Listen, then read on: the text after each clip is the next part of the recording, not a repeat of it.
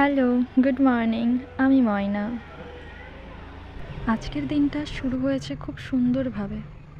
সকালে গ্রাউন্ড থেকে ফিরে এসে স্নান করে পুজো করে ব্রেকফাস্ট করে পড়তে বসলাম।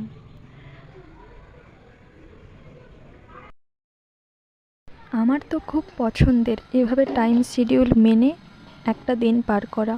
আর এটা একদিন হয় এমনটা না, এটা রোজ হয়। আর আমার নিজের সেলফ চ্যালেঞ্জ 30 ডেজ ছিল।